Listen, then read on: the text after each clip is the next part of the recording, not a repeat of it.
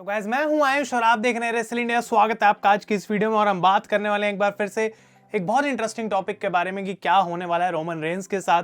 हम बात करेंगे कि क्यों आखिर उनको जरूरत है 2 मैचेस लड़ने की इस बार रेसलमेनिया में, ना कि सिर्फ एक, उससे काम नहीं चलेगा। क्यों आखिर डब्ल्यूडब्ल्यू को ये करना चाहिए, कौन है वो 2 अपोनेंट्स रोमन रेंस के लिए, और ऑब्वियसली कैसे डब्ल्यूडब्ल्यू वहां तक पहुंचेगी, और क्या रोमन रेंस जितने टॉप पे रहे हैं उतने ही बुरे तरीके से उनकी फॉल आने वाली है एट रेसलमेनिया 39। उसके बारे में हम बात करेंगे। बहुत सारी चीजें डिस्कस करने के लिए। आई नो कि 6 दिन पहले मैंने एक सिमिलर वीडियो बनाई थी कि कैसे रॉक का रिटर्न हो सकता है, डब्ल्यूडब्ल्यू इसको कैसे यूज कर सकती है। उससे थोड़ा बहुत जरूर ये टॉपिक सिमिलर है लेकिन काफी अलग है, क्योंकि रूमर्स आ रहे हैं कि रोमन रेंस अब एक नहीं बल्कि 2 मैचेस लड़ेंगे and he will wrestle on both nights of WrestleMania. अब बात करते हैं कि क्या ये सही डिसीजन है भी या फिर नहीं, क्या डब्ल्यूडब्ल्यू को ऐसा करना चाहिए। मेरे हिसाब से this is the perfect decision.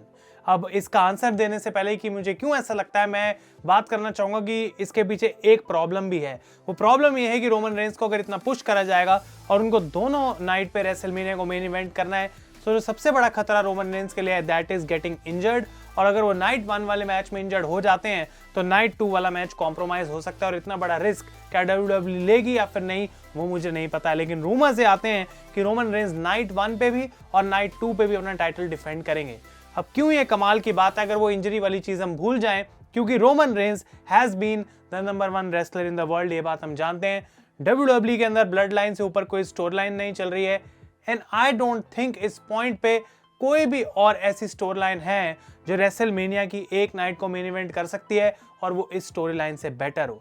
Obviously WW कोई रैंडम मैच लेके आ सकती है, जैसे last year stone cold versus Kevin Owens, उस टाइप का कुछ हमें देखने को मिल सकता है, लेकिन वो भी चीजें हम पहले देख चुके हैं। अगर प्योरली उनको रोमन रेंस के ऊपर फोकस करना है और इस कमाल की बड़ी हिस्टोरिक स्टोरी लाइन को एक एंड पे लेके आना है, तो ऑब्वियसली ये कुछ स्पेशल करना पड़ेगा। और वो स्पेशल है that the tribal chief will defend the titles on both night of WrestleMania. दूसरा जो इसका पॉजिटिव है वो ये है कि डब्ल्यूडब्ल्यू के पास दोनों जो मेन चैंपियनशिप्स हैं, वर्ल्ड चैंपियनशिप्स हैं, वो सेम बंदे के पास हैं। तो अगर उसको वो टाइटल को डिफेंड करना है तो दोनों नाइट्स पे ऑब्वियसली उसको लड़ना पड़ेगा या फिर दोनों टाइटल ऑन द लाइन रखने पड़ेंगे इन द सेम मैच। तो ये कुछ चीजें हैं कि मुझे आइडिया अच्छा लगता है कि हाँ भाई बहुत ज्यादा बढ़िया हो जाएगा। रोमन रेंस के ऊपर जो प्रेशर है वो इतना ज्यादा हो जाएगा रेसलमेनिया से पहले, और ब्लड लाइन को इस तरीके से टेस्ट करा जाएगा जो अभी तक हमने इतनी लंबी रेंज में रोमन रेंस के देखा नहीं है। अब कौन है वो 2 बंदे जो एक्चुअली में यहाँ पे रोमन रेंस को चैलेंज करने वाले हैं। ऑब्वियसली लास्ट वीक हमने बात करी थी रॉक की और वो चीज बदली नहीं है, क्योंकि रिपोर्ट्स अभी भी कंटिन्यूसली ये बोलती हैं कि Rock versus Roman Reigns is going to happen. लेकिन अगर ऐसा होता है तो वो दूसरा अपोनेंट कौन है, कौन हो सकता है वो बंदा जो एक्चुअली में रोमन रेंस के अगेंस्ट लड़ेगा ऑन नाइट 1 और नाइट 2 ऑफ रेसलमेनिया, वो second opponent. I think guys Kevin Owens and Sami Zayn Roman Reigns से लड़ने वाले हैं। ये बात मैं बहुत बार आपको बोल चुका हूं कि केविन ओवेंस रूमर्ड है रॉयल रंबल के लिए to fight against Roman Reigns, लेकिन एलिमिनेशन चेंबर हो रही है मॉन्ट्रियल क्वेबेक कनाडा में, जो कि सैमी ज़ेन का होम टाउन है। और उसका इकलौता रीजन आई थिंक यही है कि वो टर्निंग पॉइंट हो सकता है और वहां पे रोमन वर्सेस सैमी हो सकता है easily for the undisputed championships. लेकिन अगर आप लोग इस पे भी वीडियो देखना चाहते हैं कि कैसे मेरे हिसाब से वापस सैमी ज़ेन और केविन ओवेंस रीयूनाइट होंगे, तो मुझे कमेंट्स में जरूर बताएं। उस पे मेरे अलग से थॉट्स हैं। पहले मैं सोच रहा था कि दोनों वीडियोस को कंबाइन करना चाहिए, लेकिन आई थॉट कि बेटर रहेगा हम उनको सेपरेट आउट करें। तो अगर आप वो देखना चाहते हैं डेफिनेटली वो भी मैं आपके लिए बना सकता हूं। तो वापस अगर मैं आऊं अपने पॉइंट पे, तो ये मतलब है कि केविन ओवेंस और सैमी ज़ेन वो बंदा नहीं हो सकता जो रोमन रेंस से लड़ेगा एट रेसलमेनिया रॉक के अलावा।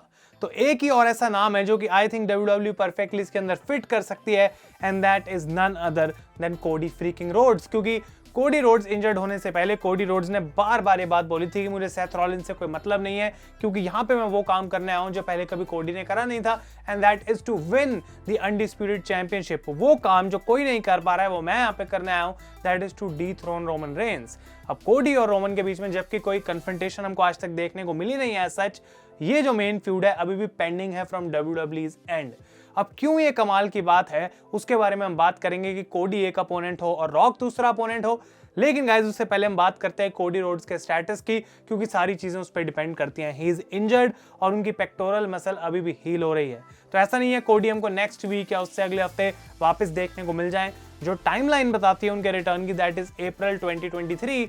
ऑब्वियसली अप्रैल को होने वाली है रेसलमेनिया, लेकिन अगर WWE चाहे उससे पहले कोडी को 1 या 2 अपीयरेंसेस के लिए इन द रिंग उतार सकती है, अगर हमें मान ले कि कोडी रोड्स थोड़ा बहुत भी परफॉर्म कर सकते हैं, अगर एक फुल रेसलिंग मैच नहीं भी लड़ सकते, तो इसकी पॉसिबिलिटी के अकॉर्डिंग ये हम एज्यूम कर रहे हैं। और ऑब्वियसली ये वीडियो प्रिडिक्शन और हाइपोथेसिस पे है कि कैसे मुझे लगता है चीजें हो सकती हैं, मैं नहीं बोल रहा हूँ कि यही होगा। तो मेरे अकॉर्डिंग यहाँ पे क्या हो सकता है कि Cody Rhodes comes back at the Royal rumble, जहां पे रोमन रेंस अपने टाइटल्स डिफेंड कर रहे होंगे अगेंस्ट केविन ओवेंस। उसके बारे में हम फिर से अलग वीडियो में बात करेंगे वहां क्या हो सकता है, लेकिन Cody will win the Royal Rumble at number 30, या फिर जो भी WWE करना चाहे, लेकिन कोडी Rhodes will win the Royal rumble. अब यहाँ पे रॉक को रॉयल रंबल जिताने की हमने बात करी थी कि वो रोमन को चैलेंज करें, और वो इजीएस्ट रूट है अगर WWE करना चाहती है रॉक वर्सेस रोमन, और that's it, that's the match. उसमें भी मुझे कोई इशू नहीं है। लेकिन अगर हम ये 2 मैचेस की बात करें तो आई थिंक रॉक से ज्यादा कोडी रोड्स को जीतने का मौका यहाँ पे चाहिए इसको, क्योंकि उनको ज्यादा रीजन चाहिए to challenge Roman Reigns. Rock के पास खुद का अपना रीजन है, he is going to fight Roman Reigns to prove a point, he is going to fight Roman Reigns to prove that he is not the real head of the table. और Rock को I don't think इस पूरी story line में title जीतने से कुछ ज्यादा फर्क पड़ेगा, लेकिन रोमन को हारता हुआ देखने से वो अपना पॉइंट प्रूव कर पाएंगे। तो ये चीज के अकॉर्डिंग देखा जाए तो कोडी can win the Royal rumble. और दूसरी पॉजिटिव चीज ये है कि अगर रॉक फुल टाइम नहीं भी आ सकते हैं, हर स्मैकडाउन में अपीयर नहीं हो सकते हैं, तो रॉयल रंबल पे ही स्विच उनका पुल करने की जरूरत नहीं है, उनको स्टोरी लाइन में बाद में इंट्रोड्यूस करा जा सकता है। तो जब हमको ये बात पता लग जाएगी कि कोडी रोड्स जो हैं वो चैलेंज करेंगे रोमन रेंस को, एक मैच कंफर्म हो गया, रोमन रेंस ऐसा सोच रहे होंगे कि भाई मुझे कोई फर्क नहीं पड़ता, मैं तो इजीली कोडी को भी हरा दूंगा, मैंने सारे अपोनेंट्स को हरा दिया है, तो आखिर कोडी क्या है, वो तो इतना बड़ा मैच कोई लड़ा भी नहीं है टाइटल के लिए सिंस हिज रिटर्न, और वो इंजर्ड होके अभी वापस आया है, उसका कोई चांस नहीं है। लेकिन रोमन रेंस धीरे धीरे पैनिक में आना स्टार्ट हो जाएंगे, क्योंकि रोमन विल नो कि सैमी मेरे अगेंस्ट हो गया है, ऊसोस को इशू आ रहा है, सोलो सिकोआ अकेला कुछ नहीं कर पाएगा, और Paul Heyman is just a wise man. तो मुझे क्या करना चाहिए? Roman Reigns will be so panicked, लेकिन तब भी Roman Reigns has that ego, he is the head of the table, कि अगर कुछ भी नहीं होता है, मैं अकेला अपने आप में काफी हूं, मैं इस फैमिली के लिए प्रोवाइड करता हूं, तो मुझे ही सब कुछ करना पड़ेगा। तो रोमन अपने हील टैक्टिक्स कंटिन्यू रखेंगे, और उस चीज को रोकने के लिए, रोमन रेंस पे प्रेशर और ज्यादा बढ़ाने के लिए, और for the first time in this entire feud, Roman को यह पता लगाने के लिए कि हाँ भाई तू एक बड़े डेंजर में है, फाइनली तेरी टाइटल रेन खत्म होने वाली है, he will come back, the Rock will come back, and then he will challenge Roman Reigns। और वो और कोडी रोड्स ये म्यूचुअली डिसाइड करेंगे मिलके कि भाई Cody is not going to challenge for both the titles, Cody will challenge for the WWE championship, क्योंकि वो टाइटल उनको लेके जाना है मंडे नाइट रॉ पे, लेकिन the rock will challenge Roman Reigns on night 2 of WrestleMania या night 1 जो भी, and he will challenge him for the universal championship. और ये प्रूव करने के लिए कि रोमन रेंस की ये जो पूरी थिंकिंग है हेड ऑफ द टेबल की, जो उसने गलत काम किए इतने टाइम से एज अ हील, वो सही नहीं है, and the Rock is here to teach him a lesson. और ये आई थिंक WWE अगर करती है तो ऑब्वियसली एक ऐसी स्टोरी लाइन बन जाएगी, मैंने पहले भी बोला था लास्ट वीक की, जो हमने कभी देखी नहीं है, इट विल बी हिस्टोरिकल, जिसकी आज से 10 साल बाद भी बात होगी कि ये स्टोरी लाइन हमको देखने को मिली थी। Maybe the biggest WrestleMania in our lifetime जो कि हमको देखने को मिलेगी, इट विल बी रेसलमेनिया 39, क्योंकि स्टोरी लाइन इतनी कमाल की है, इसमें इतने सारे एक्शंस हैं, इतने सारे इमोशंस हैं कि WWE के पास मौका है यहाँ पे हर चीज को लिंक करने का। और सैमी ज़ेन, केविन ओवेंस, मैंने आपको ये बात बहुत पहले बोल दी थी कि will be fighting Usos for the tag team titles eight WrestleMania, तो ऊसोस का जो ध्यान है वो बिल्कुल अलग तरफ होगा। और फिर से मैं रिपीट करूंगा कि वो हम बात करेंगे अलग वीडियो में, सैमी की मैं बात करूंगा क्या उनका कैरेक्टर रहा है, और ऑब्वियसली हम डिस्कस करेंगे क्या उनकी केविन ओवेंस के साथ आगे सिचुएशन है। लेकिन WWE को अगर ये चीज चाहिए और रोमन रेंस को एंड करना है, then this is what is supposed to happen. Cody Rhodes will do the miracle on night 1, और कोडी रोड्स को हराने में सब कुछ यहाँ पे जो है वो खत्म हो जाएगा, या फिर इसको हम ऑपोजिट भी घुमा सकते हैं। नाइट 1 में रॉक के अगेंस्ट रोमन का मैच है, और रोमन रेंस को सारी चीजें करनी पड़ेंगी टू स्टॉप द रॉक, क्योंकि अगर वो रॉक से हार गए तो ऑलरेडी उनके पास एक टाइटल नहीं है फॉर द नाइट 2। तो यहाँ पे सारी ब्लड लाइन अपनी कोशिश कर लेगी रॉक को हराने की, but it will not happen. The rock will defeat Roman Reigns, rock will become the universal champion, और ब्लड लाइन के सारे मेंबर्स, इतनी बुरी हालत उनकी होगी कि नाइट 2 में Roman Reigns and injured Roman Reigns in story line will face Cody Rhodes, और उस पॉइंट पे रोमन के पास कोई ऑप्शन नहीं है बल्कि एक फेयर मैच लड़ने के लिए अगेंस्ट कोडी रोड्स। और कोडी रोड्स जिसको इतने टाइम से माना जा रहा था कि हाँ भाई ये बंदा कुछ अचीव नहीं कर सकता, is nowhere near Roman Reigns, he will do the unthinkable, वो कुछ ऐसा करके दिखाएंगे जो किसी ने सोचा नहीं था।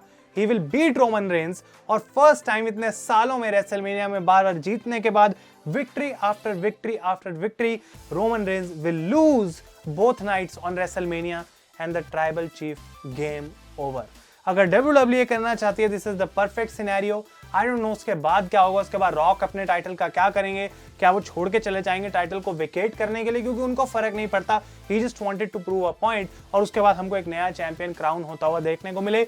मे बी रोमन रेंस फिर से उसके लिए कंपीट करेंगे, लेकिन this is the perfect scenario to end the tribal chief. अगर WWE सोच रही है कि फाइनली रेसलमेनिया 39 में हम इस चीज को खत्म करने वाले हैं, अगर उनकी सिंपल थिंकिंग है कि एक टाइटल के लिए उनको लड़वाना है और रॉक जीत जाएंगे universal championship, Roman still keeps the WWE title या फिर इस तरीके से, तो वो सिंपल सिचुएशन है, उसके ज्यादा अंदर हम कुछ घुस नहीं सकते हैं। लेकिन making him defend 2 titles on 2 different nights of WrestleMania, ये एक ऐसी हिस्ट्री WWE बनाएगी in the biggest sold out Hollywood WrestleMania, जो कि अनबिलीवेबल होगा और अ कांट मिस होगा। तो आप लोग अपने ओपिनियंस बताएं मुझे नीचे कमेंट्स में कि क्या आपको लगता है इस रेसलमेनिया के बारे में, क्या आपके थॉट्स हैं कि क्या ये जो मेरी थिंकिंग है इन 2 मैचेस के पीछे वो सही है, क्या रोमन रेंस को एकदम से एंड कर देना चाहिए, दोनों टाइटल हरवा देने चाहिए और ब्लड लाइन को पूरे तरीके से डिस्ट्रॉय भी कर देना चाहिए, because that's what they deserve. जो भी उन्होंने ये सब चीजें करी हैं, कब तक आखिर उनकी रेंज चलेगी।